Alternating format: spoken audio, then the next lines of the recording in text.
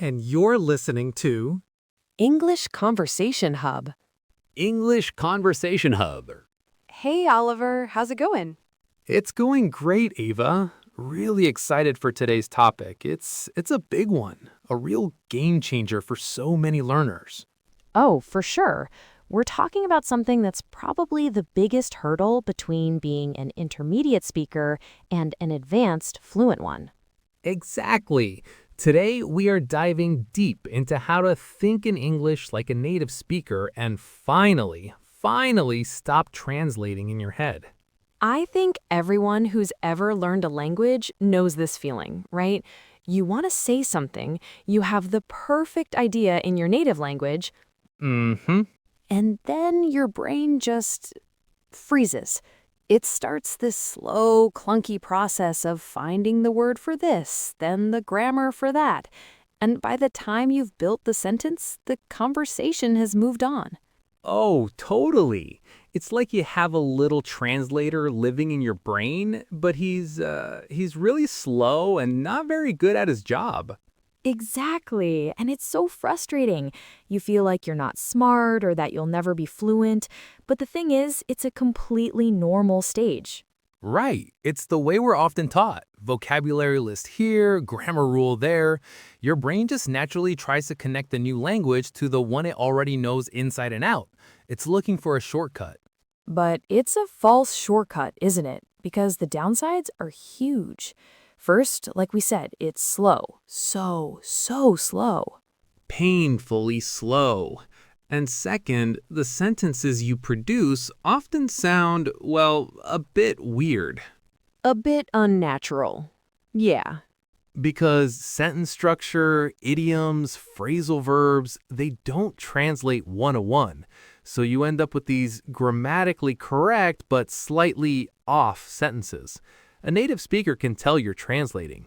And the third thing, and I think this is a big one people don't talk about, is how exhausting it is. Oh my gosh, yes. Mental fatigue is real. You're doing double the work for every single sentence. It's no wonder you feel drained after a 30-minute conversation. So the goal is to fire that slow, unhelpful translator in your head. We're giving him his pink slip. It's time to build a direct connection, a superhighway from your thoughts straight into English words. Okay, so when we say think in English, it can sound a bit intimidating, like you have to be some kind of language genius. Right, like you have to have dreams in English or something, which, by the way, does happen eventually. It does, but that's not the starting point. Really, all it means is creating a direct link between a concept, an idea, or an object and the English word for it. Exactly. So instead of seeing a dog, thinking perro in Spanish, and then translating that to dog, your brain just goes straight from seeing the furry, four-legged animal to the word dog. The middleman is gone. The middleman is gone. I love the analogy of learning to drive a car. Oh, that's a good one. At first, you're thinking about every single action, right? Okay, press the clutch, move the gear stick, check the mirror, slowly release the clutch.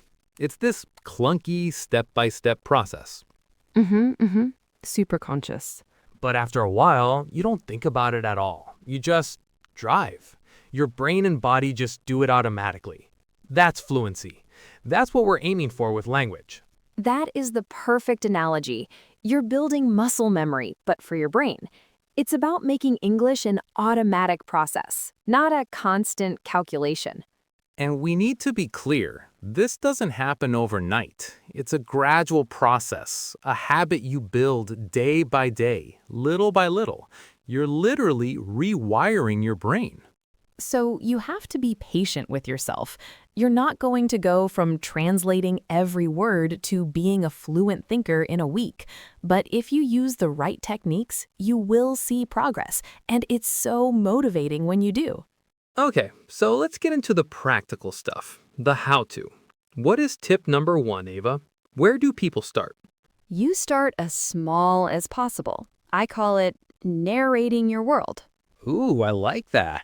Just look around you, right now, whatever room you're in, and start naming things. In English, silently, in your head. Simple. So simple. Desk, lamp, computer, window, tree, sky, cloud. You're not making sentences. You're just making that direct connection, object to English word. Right. Object. Word. No translation. You can do this anywhere.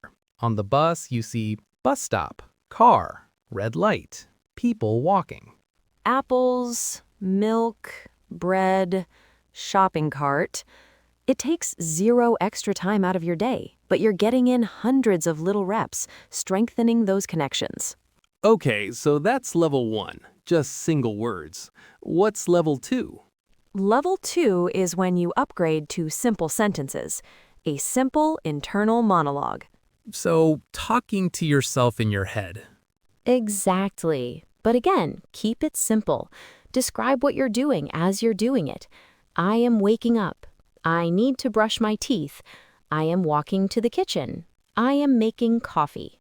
This coffee is good. This coffee is very good. I need more coffee. It sounds almost silly, but you're practicing forming basic English sentences without any pressure. There's no one to correct you. It's just you and your brain building the habit. That's the key, right? It's a habit. You're training your brain to default to English for your internal thoughts. Okay, I've got another one. This is a bit more like a game. Let's hear it.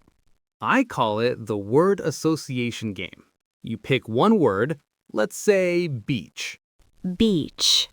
And then, in your head, you just list as many English words as you can that you associate with it. So, beach, sun, sand, water, waves, blue, hot, vacation, swimsuit, towel, sunscreen. Oh, that's great. It's like creating a mind map. Exactly. You're not just practicing one word, you're practicing a whole network of related vocabulary. It helps your brain group words by context, which is how native speakers store vocabulary, not as a list, but as a web of ideas. Yeah, totally. And that leads perfectly into the next big technique, which is massive, massive input. The big one. You have to surround yourself with English. You need to hear it, read it, and see it a lot. Your brain is a pattern recognition machine. The more patterns you feed it, the faster it learns. Right. So this means changing the language on your phone to English, watching your favorite Netflix show in English. And here's a key tip for that. Use English subtitles, not your native language subtitles. Yes, 1,000 times yes. If you have your native language subtitles on, you're just reading in your native language. You're not really listening. But with English subtitles, you're connecting the sound of the word to the spelling of the word. It's so much more powerful. And podcasts, of course. Listening to podcasts like this one while you're driving or cleaning is an amazing way to get that input. You get used to the rhythm, the flow, the common phrases of natural conversation. Totally. Okay, one last practical tip. This one is for when you encounter a new word. Ah, the dictionary moment. The dictionary moment. The temptation is to immediately run to Google Translate or a bilingual dictionary. Which just reinforces the translation habit. Exactly. So the challenge is this. Use an English to English learner's dictionary, like the Merriam-Webster Learner's Dictionary or the Oxford one. They defined English words using simpler English words. So you're forced to stay inside the language. You have to figure out the meaning from context and simple definitions, just like a native speaker would. It's a bit harder at first, for sure, but it's one of the most powerful habit breakers there is. It's like closing the escape hatch back to your native language. Wow, okay, that was a lot of info, but all so useful. Right? So let's do a quick recap. The goal is to stop translating, to fire that slow middleman in your brain and build a direct superhighway from your thoughts to English words. And you do that by starting small. Narrate your world with single words. Table, chair, book. I'm making dinner. I'm chopping vegetables. Play word association games to build networks of vocabulary. Surround yourself with English input, movies, music, podcasts, and please use English subtitles. And finally, challenge yourself to use an English to English dictionary. Stay in the language. And the most important thing is to be patient and consistent. This is a marathon, not a sprint. Every little bit you do helps rewire your brain for fluency. Absolutely. So our challenge to you, our amazing listeners, is to pick just one of these techniques this week. Just one. And try it every day. Let us know how it goes. You can find us on all the socials at English Conversation Hub. We'd love to hear from you. That's all the time we have for today. Thanks for tuning in. Keep practicing, and we'll talk to you in the next episode. Bye for now.